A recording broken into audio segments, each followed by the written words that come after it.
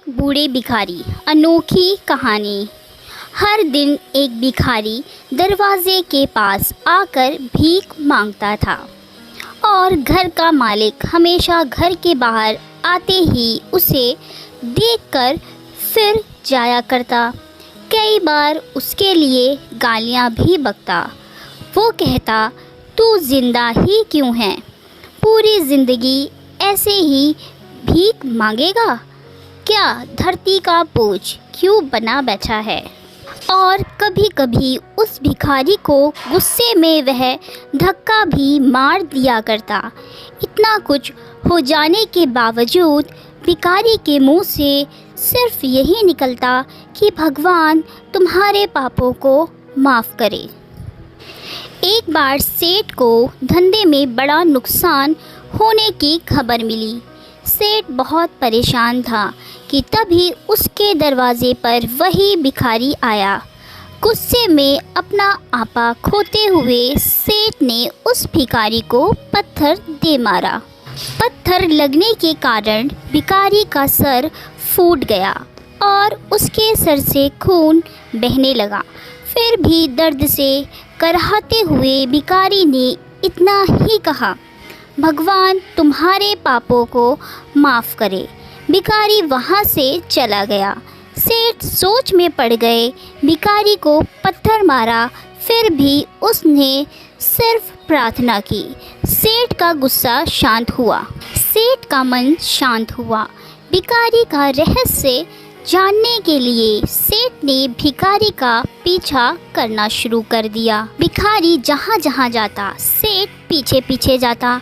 सेठ ने देखा कि कोई उसको खाना देता, कोई उसे मारता, कोई अपमानित करता तो कोई गाली देता।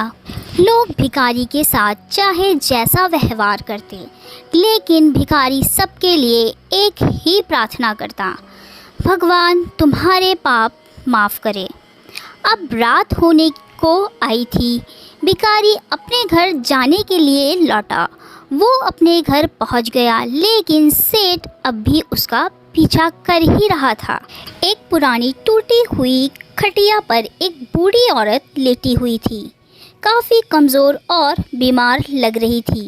वह भिखारी की पत्नी थी। अपने पति को वापस आता देख वह खाट से उठ खड़ी हुई। पत्नी ने अपने पति के भीख वाले कटोरे में देखा, उसमें सिर्फ आधी बासी रोटी थी।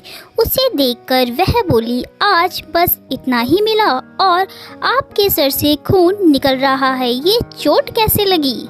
बूढ़ा भिखारी बोला, आज बस इतना ही मिला, किसी ने कुछ दिया ही नहीं, सब ने गालियाँ दी और एक ने तो पत्थर भी फेंका, इसलिए मेरा सर फट गया।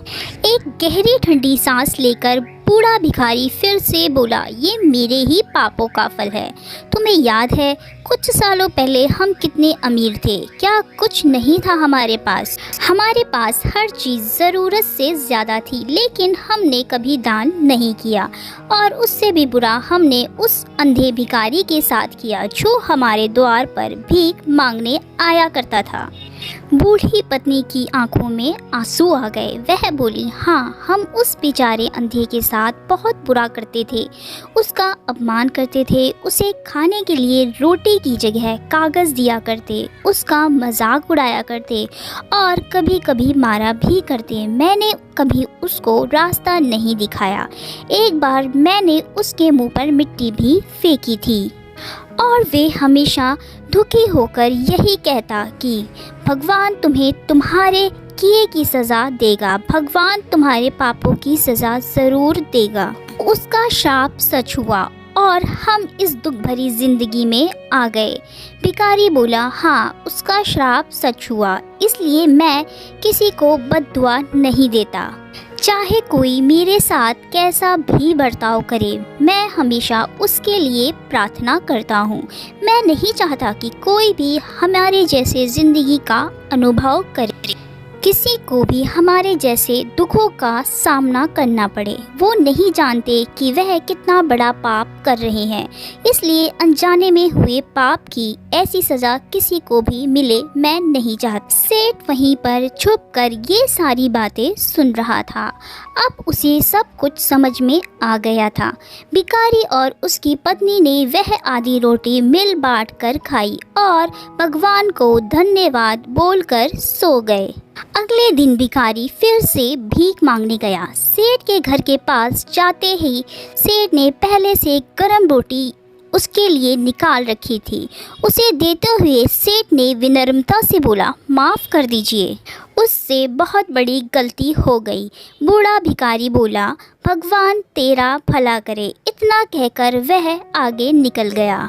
इस कहानी से जो सीख लेने लायक है वह बड़ी ही सिंपल है कि आदमी चाहे किसी के बारे में बुरा कहे या भला करे, लेकिन भगवान सिर्फ कर्म के हिसाब से उसको फल देता है। क्या हुआ अगर भगवान नहीं दिखता? लेकिन ये बात बिल्कुल सच है, उसके खाते में सबका हिसाब बहुत पक्का होता है। इसलिए जब किसी के लिए कुछ भी करो तो अच्छा ही करो। दोस्तों, आपको ये कहानी कैसी लगी कमेंट में ज़रूर बताएं, और आपको भी इस कहानी से क्या सीख मिली ये भी कमेंट में ज़रूर बताएं, और मेरी वीडियो को एक लाइक कर दें, और ऐसी कहानियाँ सुनने के लिए मेरे चैनल को सब्सक्राइब कर दें, और कहानी को पूरा देखने के लिए धन्यवाद।